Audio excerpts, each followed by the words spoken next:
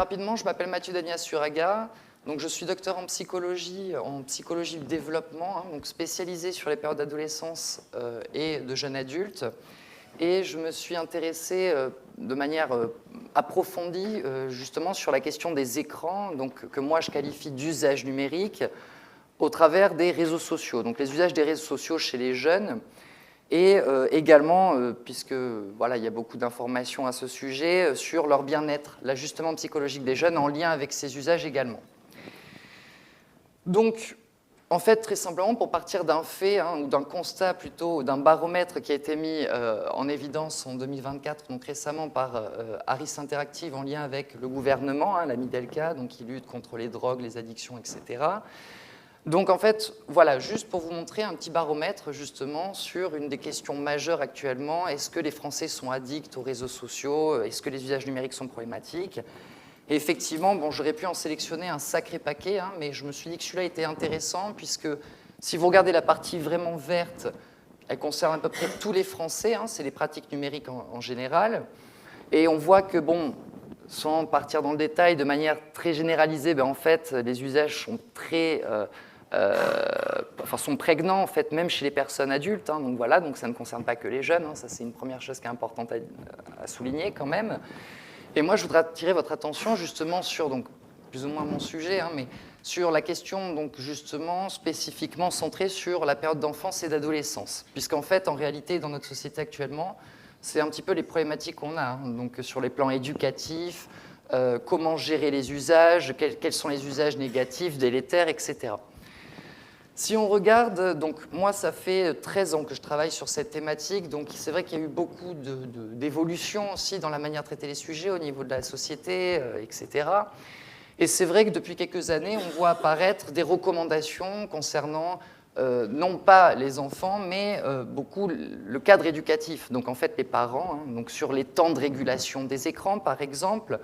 Donc là, si on regarde justement toute la partie à droite, on voit que les Français, donc les parents bien sûr, eh bien, seraient favorables à 90% à peu près, hein, à interdire les écrans dans les structures dédiées à la petite enfance. On voit également que 84% des Français seraient prêts à renoncer à acheter un téléphone portable à leur enfant de moins de 11 ans et 70% avant ses 13 ans. Donc on voit quand même qu'il y a une sensibilisation qui a été menée en fait, depuis au moins les 10 dernières années. Et enfin, on voit que, de manière générale, les Français souhaiteraient que les réseaux sociaux soient restreints, notamment dans les lycées, où ça peut poser problème, justement, en termes de décrochage scolaire, etc. Bon, il y a beaucoup de thématiques par rapport à ça. Donc, en fait, tout ça pour vous dire que, moi, déjà, quand j'ai commencé à travailler sur ce sujet, en fait, qu'est-ce qui permettait d'exprimer la relation des jeunes aux réseaux sociaux? C'était uniquement des critères quantitatifs d'heures passées sur un réseau social. À savoir qu'on quantifiait les usages des réseaux sociaux des jeunes au travers d'un nombre d'heures. Et vous le verrez dans ce que je vais vous dire, pour moi, c'est un élément qui est très important, bien sûr, hein, voilà, mais qui n'est pas suffisant pour caractériser les usages des jeunes, et notamment le développement psychosocial et le lien avec ces usages, hein, puisque dans mon approche, en tout cas, les réseaux sociaux peuvent être des espaces de risque et d'opportunité. Tout dépend de l'individu, de sa singularité, de son identité. Et c'est pour ça que je traite du développement psychosocial de ce point de vue-là. Si je fais très simple, pour vous résumer, parce que alors, du coup, j'ai engagé une thèse longitudinale qui, sur plusieurs milliers de personnes, donc dans plusieurs régions de France, parce que mon but était justement de pouvoir recueillir des données sur un échantillon représentatif des adolescents et non pas juste une classe dans un lycée privé ou une classe dans un lycée public. Et en fait, ma perspective, en tout cas mon travail de thèse, a été de pouvoir recueillir un nombre de données très important pour justement avoir une représentativité de l'échantillon adolescent, des gens qui soient dans des contextes ruraux, urbains, etc. Donc voilà. Et donc dans l'ensemble de ces travaux, en réalité, j'ai vraiment centré mes travaux sur trois gros construits, on va dire, hein, sur trois éléments, à savoir la construction de l'identité personnelle, donc ce que je qualifie de développement psychosocial, en lien, alors, second lieu, pardon, les usages numériques des jeunes, comment on les caractérise, quels sont les indicateurs qui peuvent nous permettre de comprendre ce qui se passe sur le plan psychosocial chez les adolescents quand ils utilisent des réseaux sociaux. Et troisièmement, un élément qui est quasiment implicite, puisque quand on traite des réseaux sociaux, on parle surtout du bien-être des adolescents, toute la partie de l'ajustement psychologique. Donc en fait, l'objectif de mes travaux, de nos travaux, en tout cas à l'Université de Bordeaux, c'était de pouvoir faire le lien, non pas que, comme c'était à l'origine, des usages numériques ou des usages des réseaux sociaux vers l'ajustement psychologique, puisqu'il y a eu beaucoup d'études qui ont permis de mettre en évidence ceci. Alors je vous prends un exemple, en 2013, Les Échos, un journal, avait publié un titre choc, qui était les réseaux sociaux, nouveaux fléaux de santé publique, etc. Et donc, en fait, c'est vrai que cet angle d'approche dans la recherche, même en psychologie, au début, c'était souvent centré sur les usages numériques en lien avec l'ajustement psychologique, et notamment 4 variables, on va dire, des symptômes anxieux, dépressifs, l'estime de soi et la satisfaction de vie. Mon but, justement, c'était de pouvoir permettre une meilleure compréhension de ces phénomènes, des usages numériques, au travers, justement, de qu'est-ce qui se passait dans la tête de l'adolescent, et qu'est-ce qu'il y fait plutôt qu'un nombre d'heures. Alors, vous allez me dire pourquoi l'adolescence, pourquoi justement l'adolescence c'est une période qui est ciblée justement par les usages numériques, voilà, les questions de restriction des réseaux sociaux, etc. Eh bien très simplement parce qu'en termes de développement psychosocial, la période d'adolescence est considérée comme une période critique dans le sens où il va y avoir en fait tout un tas de transformations qui vont être occasionnées par les changements pubertaires, donc d'ordre biologique mais physiologique, l'apparition des caractères secondaires, l'allongement du nez, les poils, etc. Bon, voilà. Et bien évidemment d'autres changements sur le plan cognitif, avec une augmentation des capacités cognitives, des possibilités d'abstraction, de simulation mentale qui évoluent et qui augmentent, et également des changements sur le plan affectif et social, puisque l'adolescence, c'est une période qui est effectivement très investi par les relations sociales, puisque c'est une période où on va sortir des relations de dépendance aux parents, c'est-à-dire qu'on a des identifications qui s'établissent sur des modèles parentaux, souvent, pas que, mais voilà. Et l'adolescence, c'est un moment où on va se poser la question, en réalité, qui suis-je ? Et on va développer de nouvelles identifications avec des modèles extérieurs à la famille. Alors, je vous donne un exemple, par exemple, Jimi Hendrix, pour la musique, voilà. Enfin, ça pourrait être n'importe quoi, un politicien, n'importe quoi, mais des modèles auxquels on va s'identifier qui vont nous permettre de pouvoir progressivement déterminer qui nous sommes et tout simplement de développer une certaine autonomie, pas que physique, mais aussi psychique en fait. Donc la période d'adolescence, de ce point de vue-là, peut être caractérisée comme une période de vulnérabilité, si j'ose dire. Des fois, on peut même qualifier de fragilité, mais qui est normative en fait, au vu des changements. Et je vous parlerai également rapidement des jeunes adultes. Pourquoi ? Parce que tout simplement, dans nos sociétés modernes, donc c'était très intéressant ce que disait Jean-Baptiste ce matin sur la question de la dimension sociétale qui est importante dans certains processus, puisqu'en fait, dans nos sociétés socio-technologiques modernes, eh bien, beaucoup de travaux, de recherches dans divers continents mettent en évidence qu'il y a effectivement de nouveaux modes de cheminement vers l'âge adulte, avec tout un tas de données, bon là je ne l'ai pas marqué, mais l'allongement de la durée des études, l'âge de procréation des enfants qui recule, et tout un tas d'autres éléments qui montrent que, en fait, ce qu'on qualifie de période de jeune adulte, en fait, en psychologie développement, il y a des auteurs qui parlent d'émergence de l'âge adulte, puisqu'en fait, cette période de jeune adulte partage des caractéristiques avec l'adolescence, à savoir l'exploration identitaire. Puisqu'en fait, dans nos sociétés, justement, les jeunes adultes ont des temporalités d'études, etc., qui sont plus longues et qui peuvent conduire à une exploration identitaire prolongée dans différents domaines, donc qui est encore qualifiée d'une période d'instabilité en soi. Bon, voilà, donc ce qui est important, c'est qu'effectivement, l'identité, ce n'est pas uniquement un travail qui se fait à l'adolescence, on parle de formation de l'identité à l'adolescence, de construction, mais il y a une question de développement identitaire tout au long de la vie qui se poursuit bien évidemment chez les jeunes adultes, mais aussi les adultes, etc.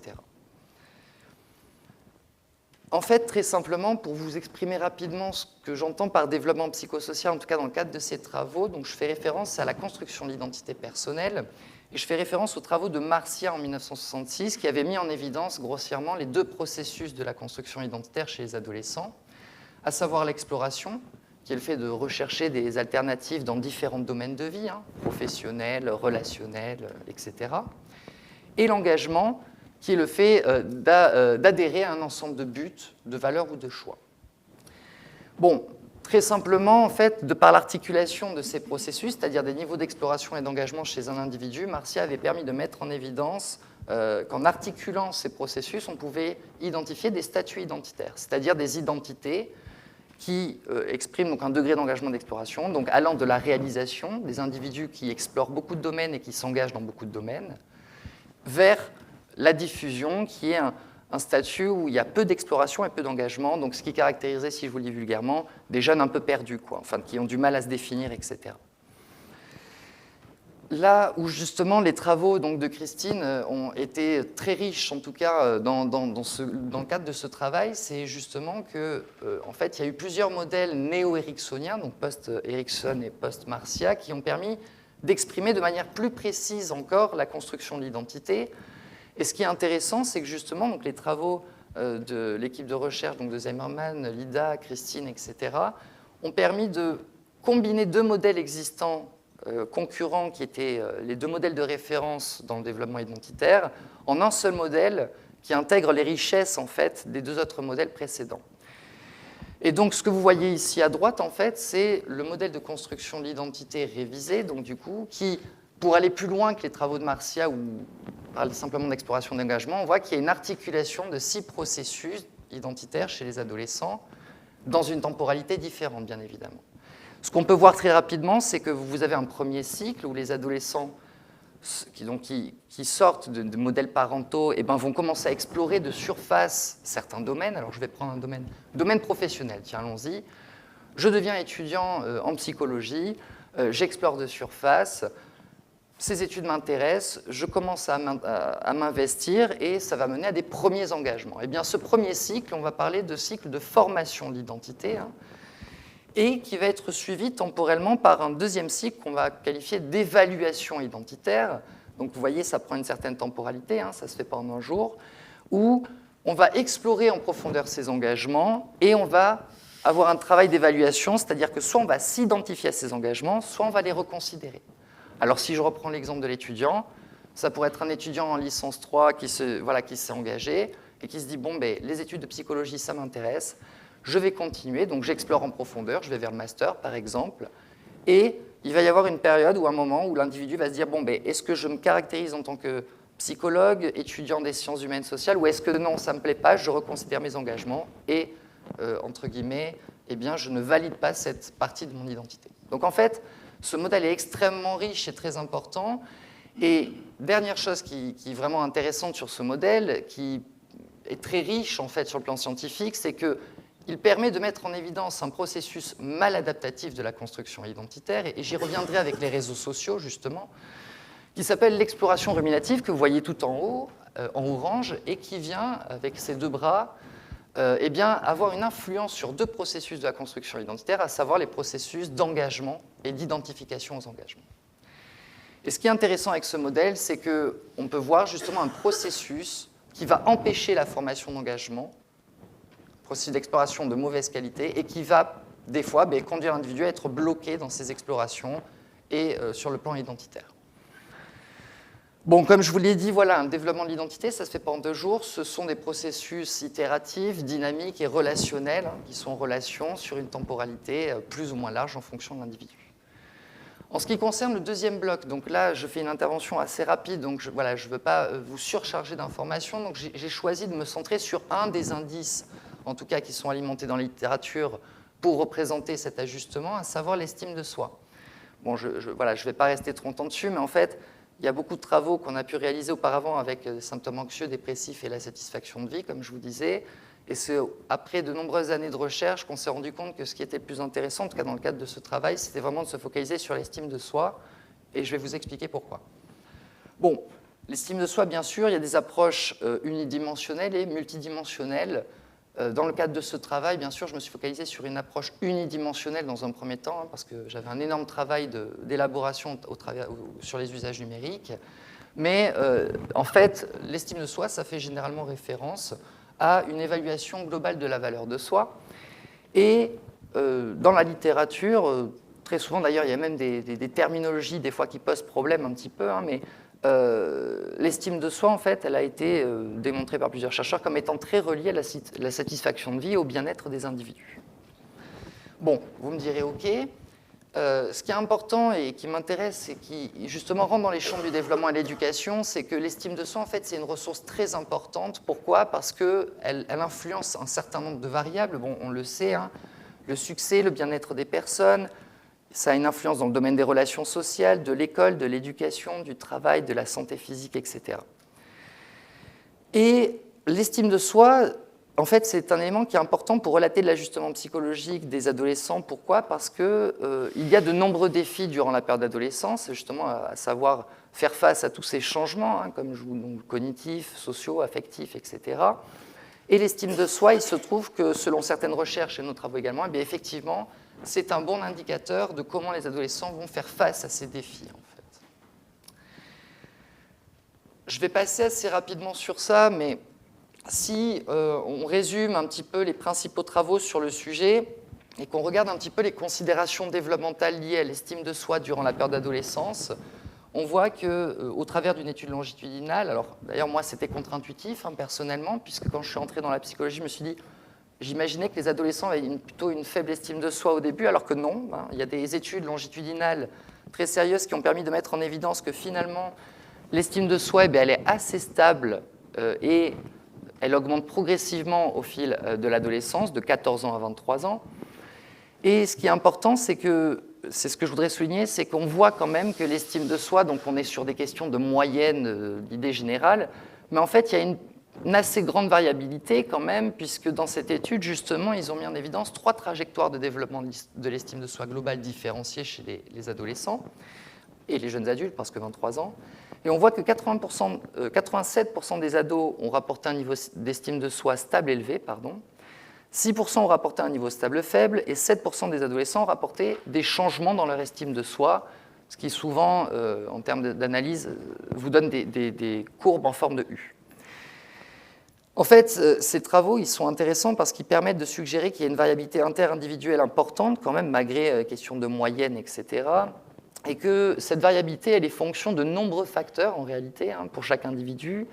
Bon, dans l'étude de Birkeland et Hall en 2012, par exemple, ils en donnent un certain nombre.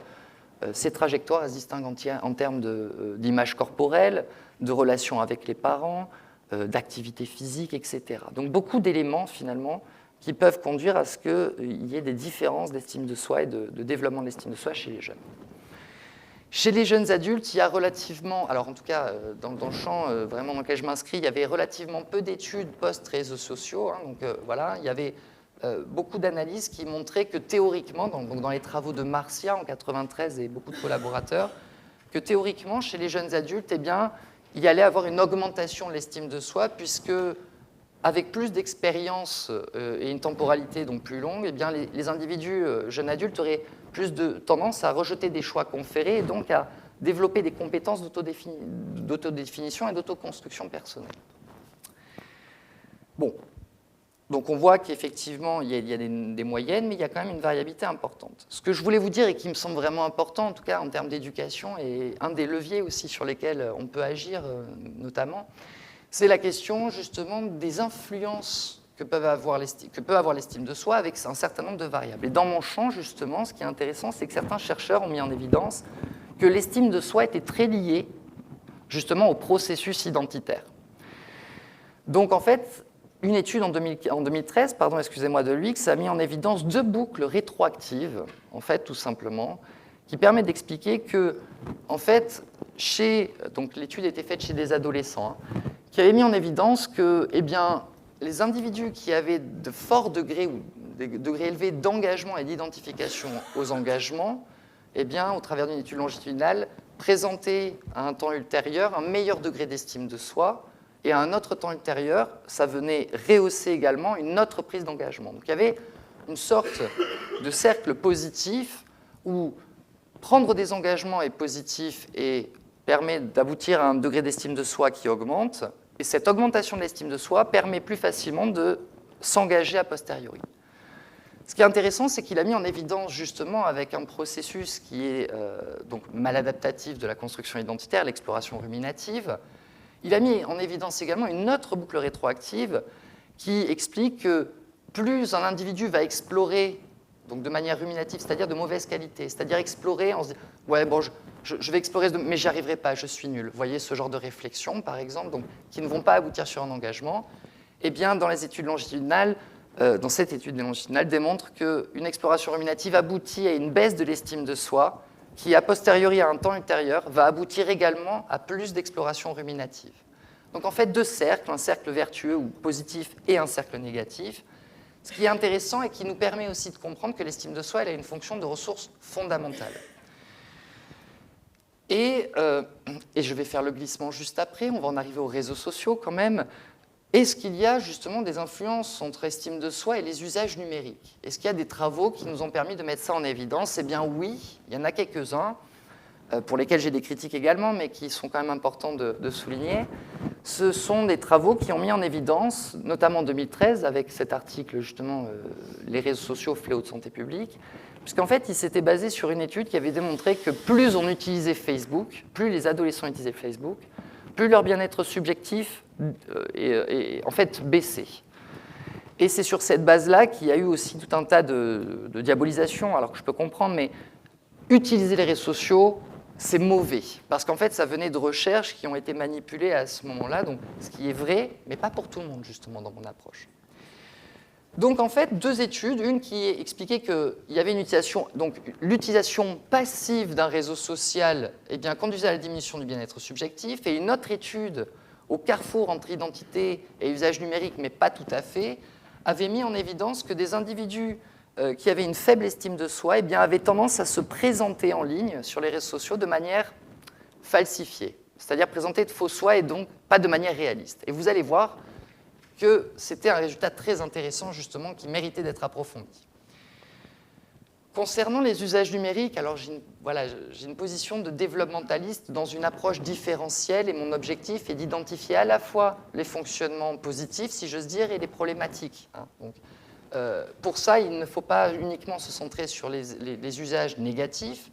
Et les réseaux sociaux, si on regarde dans la littérature, donc de tous bords, clinique, développemental, cognitif, etc., on voit que ce sont des espaces qui sont souvent qualifiés d'espaces de risque, d'espaces risqués, mais aussi quelquefois d'espaces d'opportunité. Alors, en termes d'opportunités, quelles peuvent être les opportunités offertes par les réseaux sociaux? Premièrement, il y a plusieurs chercheurs, comme Lennart, qui ont mis en évidence que les réseaux sociaux, aujourd'hui, qu'on le veuille ou non, ce sont des outils constitutifs de l'intégration sociale des adolescents et des outils de socialisation. Alors, je l'ai mis dans opportunité, mais ce n'est pas vraiment ça, mais une autre chose, il n'y a pas de jugement de valeur, mais c'est que quoi qu'il arrive, il est vrai qu'aujourd'hui, pour les adolescents, l'utilisation des usages numériques, les pratiques numériques font partie de la norme. Et que certains chercheurs expliquaient justement que ce qui peut être compliqué aussi dans nos sociétés, en lien avec la comparaison, etc., un jeune qui n'était pas dans ces cercles sociaux équipés de la même manière ou qui n'avait pas accès à ça, pouvait ressentir une exclusion potentielle parmi ces groupes de pairs. Ce qui, quand on travaille dans les écoles, se voit dans la cour de récré quelquefois, etc. Bon. En termes de risque, tout simplement, il y en a pléthore. Je pourrais en faire un listing très très large parce que justement la littérature alimente beaucoup sur ces aspects. En termes de risque, il y a énormément de problématiques de cyberharcèlement ou de cybervictimisation, également d'addiction aux réseaux sociaux. Il y a eu la question des suicides en ligne. Je ne sais pas si vous vous souvenez avec Periscope, qui est un réseau social où on pouvait se filmer en temps réel. Il y a des gens qui sautaient des bâtiments, des adolescents qui mettaient leur suicide en ligne. Enfin voilà, donc des éléments très percutants. Et également le trouble de l'addiction aux jeux vidéo, mais qui maintenant, pour les psychologues, est une obligation. Enfin, on est obligé de connaître depuis 2023 justement tous les éléments qui permettent justement de savoir si l'individu est addict ou pas. En fait. Bon, en fait, là où je veux en arriver précisément, c'est que finalement, ce que je vous disais, les usages numériques, si on les considère en termes de nombre d'heures, ça nous donne de très faibles indices pour comprendre ce qui se passe. Je vous donne un exemple. Alors, je me suis mal présenté, excusez-moi, je suis également psychologue, j'ai travaillé en hôpital de jour, etc., en IME, avec des individus multiples handicaps. Et souvent, on se confronte à des situations où vous avez des parents qui vont vous dire voilà, mon enfant, il a des problèmes. Alors, je parle d'un développement atypique, mais dans le développement atypique aussi. Mais si vous prenez deux jeunes, Pierre et Jean, qui utilisent tous les deux 4 heures par jour de réseaux sociaux, ça ne vous donne aucune information sur le contenu de l'activité. Et donc, si jamais je vous dis, voilà, ben, Paul et Jean utilisent 4 heures les réseaux sociaux, il y en a un parmi les deux qui a des grosses problématiques, ben, finalement, le nombre d'heures ne vous permettra pas de savoir si la problématique, voilà, c'est Paul ou Jean qui la présente. Et en fait, c'était justement cette réflexion, en fait, c'était de pouvoir déterminer les usages numériques, alors normatifs, j'ai envie de dire, mais sans problématique associée, et aussi les usages numériques problématiques. Puisqu'en fait, dans notre société, c'est vrai qu'on parle beaucoup d'addiction aux réseaux sociaux, mais qui concerne quand même une part assez faible des individus au final.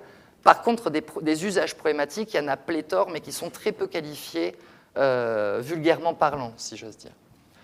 Alors, j'ai envie de vous poser la question, mais comment on pourrait identifier des usages numériques avec des critères pertinents? Est-ce qu'on doit se focaliser sur l'intensité, la fréquence, le nombre d'heures, le nombre d'heures passées sur un réseau social, donc, sur plusieurs réseaux sociaux? Est-ce que ça se quantifie au nombre d'amis, au nombre de posts ou de publications par jour ou par semaine? Bon, voilà. Eh bien, dans cette perspective, donc dans ces travaux, le but, ça a été justement, premièrement, d'identifier les indicateurs pertinents des usages numériques chez les jeunes pour, justement, a posteriori, pouvoir comprendre ce qui se passe en lien avec leur développement psychosocial. Le deuxième projet, bien sûr, bon, il y en a eu beaucoup plus, mais c'était de construire une échelle des usages numériques qui soit utilisable et valide psychométriquement pour les professionnels et les chercheurs également. Et le but ultime, c'était justement de boucler, comme je vous disais, mais de faire le lien entre les 3 gros objets d'études que je vous ai présentés, le développement identitaire, l'ajustement psychologique et les usages numériques, et voir comment ça s'organise et à quel endroit se situent les jeunes, quels sont les mécanismes qui peuvent permettre d'identifier les jeunes qui sont dans une situation problématique. Bon, si je fais assez rapide... Ah oui, pardon, il y a les auteurs qui disparaissent sinon. En fait, on a mis en évidence vraiment 3 familles d'indicateurs qui nous ont paru très pertinents pour analyser ce développement psychosocial. Mais pour identifier les usages numériques, plutôt qu'un nombre d'heures, il y a des chercheurs donc, qui ont proposé une investigation qui portait sur l'intégration des réseaux sociaux dans la vie de l'utilisateur. Donc, entre nous, ils parlent de fréquence socio-comportementale d'utilisation, donc non pas basée sur un nombre d'heures, mais sur l'utilisation quotidienne et sur le lien émotionnel associé à l'usage. Parce qu'en fait, plusieurs recherches se sont rendues compte que le fait qu'un adolescent vous dise « j'aime utiliser mes réseaux sociaux » ou « je n'aime pas utiliser mes réseaux sociaux » est un indicateur beaucoup plus pertinent des fois qu'un nombre d'heures. En fait, donc, cette première famille, elle permet justement d'avoir une idée du degré d'intégration dans les routines quotidiennes, est-ce qu'il intègre souvent beaucoup de manière journalière, voilà, et de savoir quel est leur degré de leur connexion émotionnelle associée à l'usage. Est-ce que j'aime bien utiliser ou est-ce que j'aime pas utiliser les réseaux sociaux, etc. La deuxième famille, donc, qui a été justement un peu matraquée malheureusement, mais avec l'article de 2013 qui disait donc l'utilisation de Facebook prédit une baisse du bien-être, oui, mais certains chercheurs ont mis en évidence qu'il y a plusieurs formes d'utilisation d'un réseau social. Et ça mérite encore beaucoup de travaux sur cette dimension, mais qui explique qu'une utilisation active qui est en fait caractérisée par une interaction directe par le biais de messages ou avec les autres n'a pas du tout la même incidence sur le plan du bien-être qu'une utilisation passive. Alors qu'est-ce que c'est une utilisation passive d'un réseau social ? Selon les auteurs, en fait, c'est une utilisation où l'individu ne va pas rentrer en contact concrètement par le biais de messages avec les autres, mais plutôt dans une observation des informations sociales de leur contact et qui peut être des fois, d'ailleurs, un peu consumante. Alors, pour vous donner un exemple très simple, l'utilisation passive, c'est je vais sur Facebook, TikTok, Instagram, n'importe quoi, et je regarde les informations sociales, mon ami qui est parti, je ne sais pas, à Tahiti, vous voyez, par exemple. Et donc, je n'interviens pas, mais je prends connaissance de ces informations sociales. Et ce qui est très important, c'est que la littérature avait mis en évidence qu'une utilisation passive avait une mauvaise incidence. En termes de bien-être, ça conduisait à une baisse du bien-être, mais l'utilisation active, beaucoup moins. La troisième famille d'indicateurs qui a été mise en évidence par plusieurs auteurs et qui, pour moi, est centrale durant la période d'adolescence, c'est vraiment quelque chose qu'il faut étudier, en tout cas quand on étudie les usages numériques, c'est la variable d'auto-présentation en ligne. Selon des auteurs, donc Baumeister, donc là je vous parle d'auteurs qui ont écrit dans les années 60, 70, 80, donc bien avant l'émergence des réseaux sociaux, mais qui avaient défini ce concept d'auto-présentation dans les contextes hors ligne. Si je fais très simple, il avait relaté, alors là aussi en terminologie, des fois il s'égare, mais il parle de comportement ou d'une compétence qui doit être pratiquée et répétée durant l'adolescence pour justement prendre connaissance de ses caractéristiques au travers des autres. Donc je me présente aux autres et par le biais du retour social, je vais être capable de prendre conscience de certaines de mes caractéristiques ou même de m'ajuster. Eh bien, selon certains chercheurs, Michikian, Denis et Subramaniam, en 2014, ils ont remis ce concept d'autoprésentation en ligne au goût du jour, si j'ose dire, et l'ont appliqué pour les réseaux sociaux. Ce qui est intéressant, c'est qu'ils ont mis en évidence que, comme dans les contextes hors ligne, les individus, en se basant sur les travaux donc, de Marcus et Nurius, ont plusieurs facettes d'eux-mêmes qu'ils vont présenter, à savoir donc, une soi réaliste, donc par exemple sur les réseaux sociaux, mais comme dans la vie réelle, on va se présenter tel qu'on est, avec nos caractéristiques physiques, voilà, sans retouche photo, par exemple, etc. On peut également se présenter, donc, parce qu'en fait, ça fait référence aux travaux de Marcus Aurelius sur les schémas cognitifs de soi, mais on peut se présenter également de manière idéalisée aux autres, ce que j'aimerais être. Par exemple, je parlais de Jimi Hendrix, moi, c'est une de mes idoles, voilà, je me présente de manière idéalisée avec une guitare sur ma photo, etc. Enfin, voilà, ça peut prendre énormément de formes.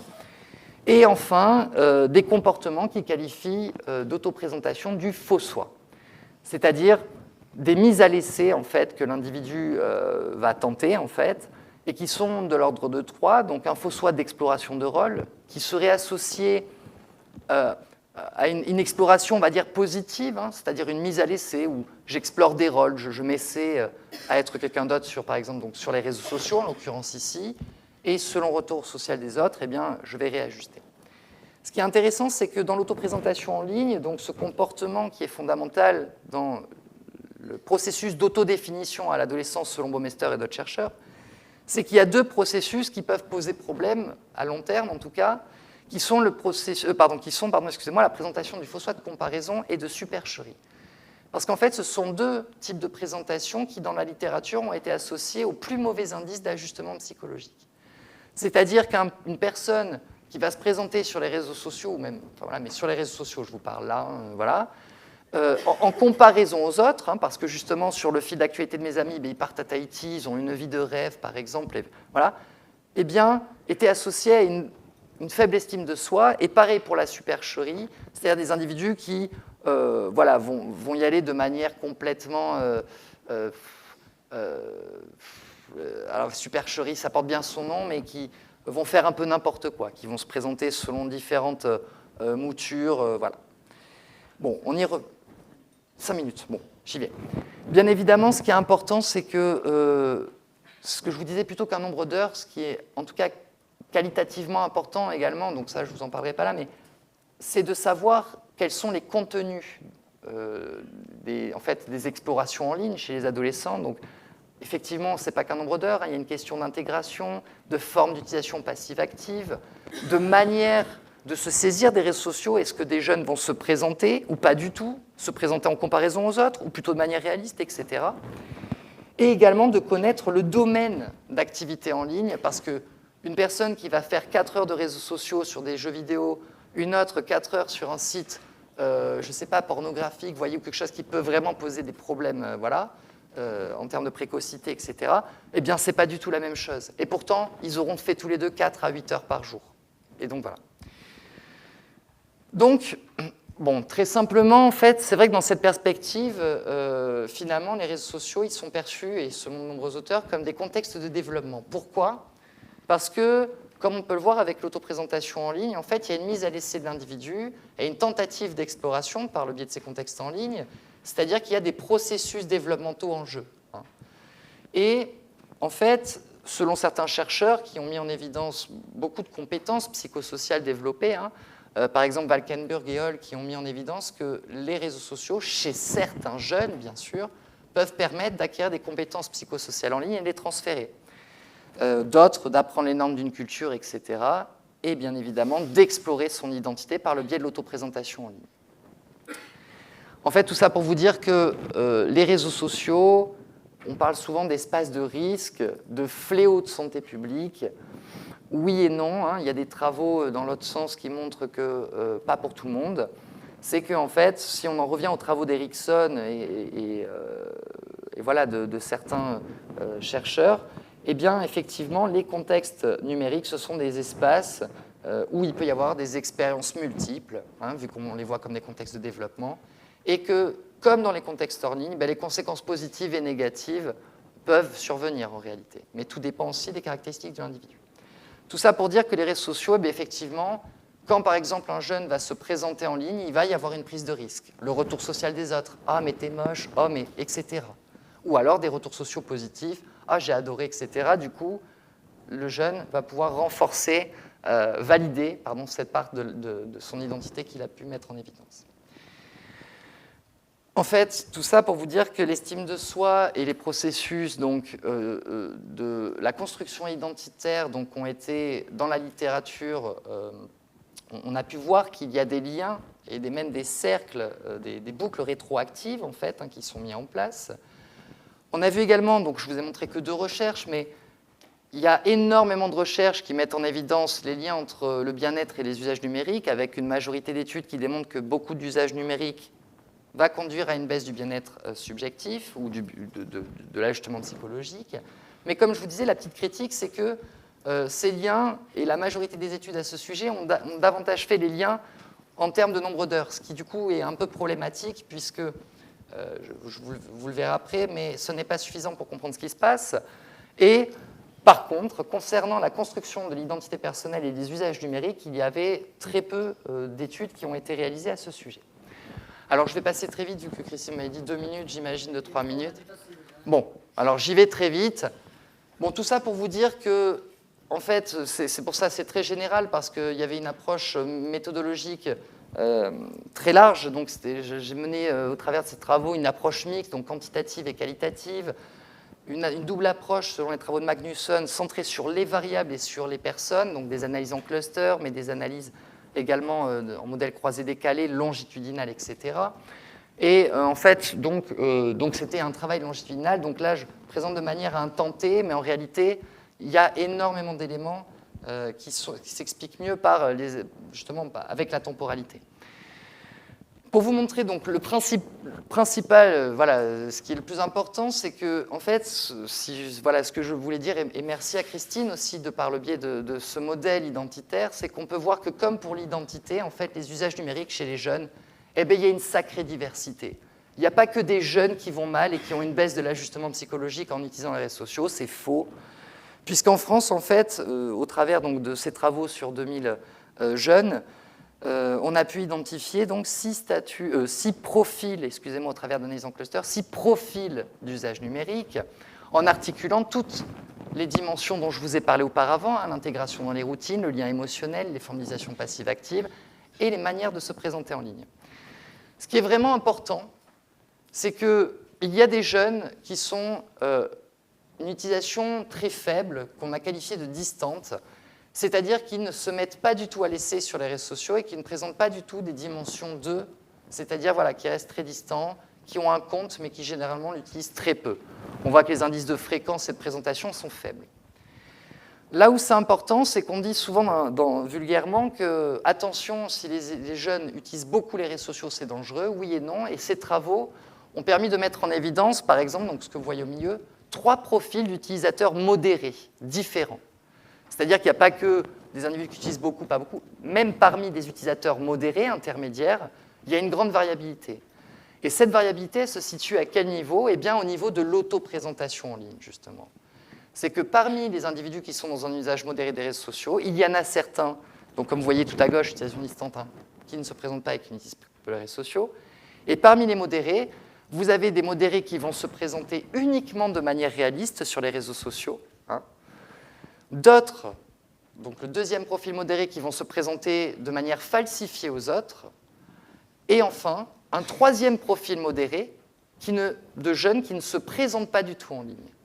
Donc on voit en fait que même chez des modérés, il y a une manière de se saisir des réseaux sociaux qui est différenciée et qui dépend, alors bon, là je vais un peu vite, mais qui dépend aussi de caractéristiques identitaires et d'autres caractéristiques qui sont vraiment singulières en fait. On ne peut pas donner des recommandations générales. Enfin, pour l'utilisation très forte ou l'utilisation importante des réseaux sociaux, là aussi, il n'y a pas que des jeunes qui sont très forts utilisateurs sans différence, il y a une variabilité également, avec l'émergence de deux profils d'utilisateurs forts. Un profil d'utilisation forte diversifié, donc si vous regardez bien, les profils sont assez forts dans toutes leurs dimensions. Néanmoins, si vous regardez la dernière variable, la grise, c'est-à-dire le faux soi de supercherie, on voit que ce sont des jeunes qui ne se présentent pas de manière trop falsifiée, en tout cas, ou en modifiant des informations sur soi, voilà. Tandis que le dernier, d'utilisation forte avec présentation de soi importante et multiple, sont des jeunes qui utilisent très fortement les réseaux sociaux et qui se présentent dans toutes leurs dimensions. Un soi réaliste, un soi idéalisé, de faux soi en comparaison aux autres, etc. Et voilà. Donc une dernière minute, comme ça je vais à la fin. Bon, hop. Ce qui est important, c'est qu'il y a des aspects différentiels qui sont très importants, qui empêchent la prise en compte, qui empêchent des recommandations trop générales. Si on regarde donc les analyses centrées sur les variables, en fait, chacune de ces relations diffère en fonction de la période d'âge et surtout du sexe. On voit que, par exemple, de manière générale, et là on parle de dimension sociétale par exemple, eh bien les femmes sont beaucoup plus représentées ou surreprésentées dans les profils d'autoprésentation en comparaison aux autres, comparés aux garçons.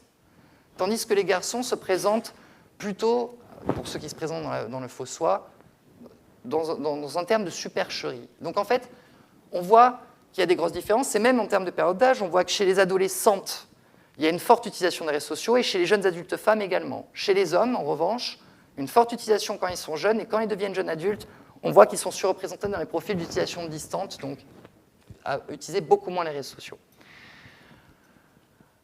J'arrêterai sur ces diapos, sinon je vais trop fatigué, je suis désolé Christine.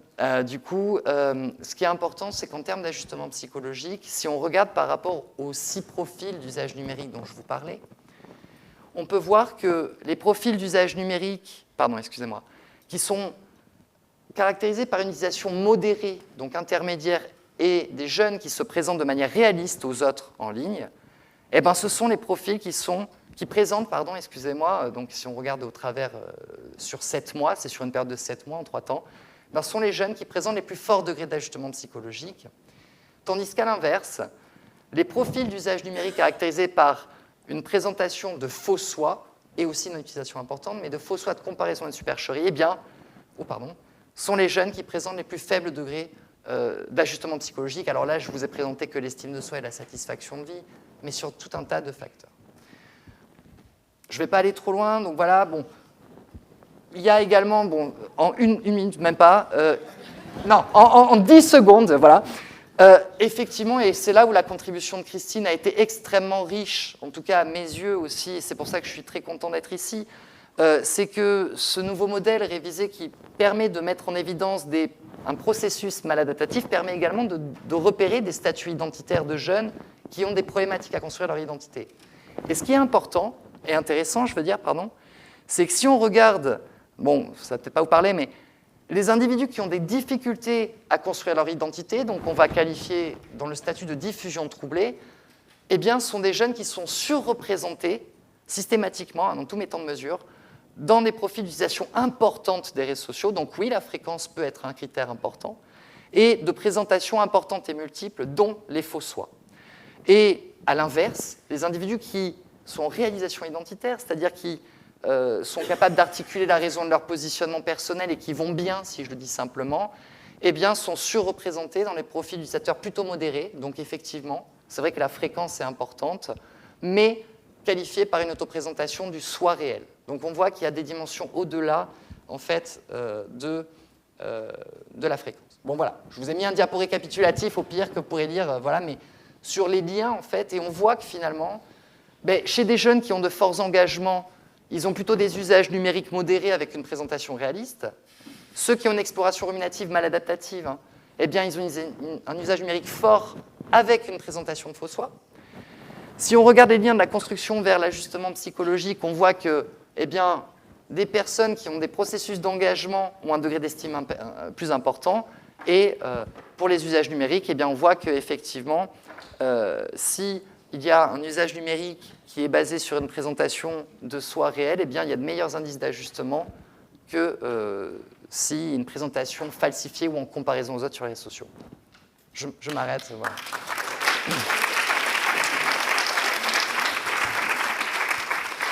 Excusez-moi, du coup, je suis... Vous avez une question quand même, là? Ou deux? C'était toujours très dense. On n'est pas dans nos congrès de psychologie du développement de l'adolescent où là, on se comprend bien tous. Et c'est vrai que les analyses en cluster, les profils et tout ça, c'est parfois très dense quand on l'entend pour une fois. En tout cas, c'est un super travail. Ça va m'éviter de dire plein de choses après quand je vais passer là. Une question, Christian, oui?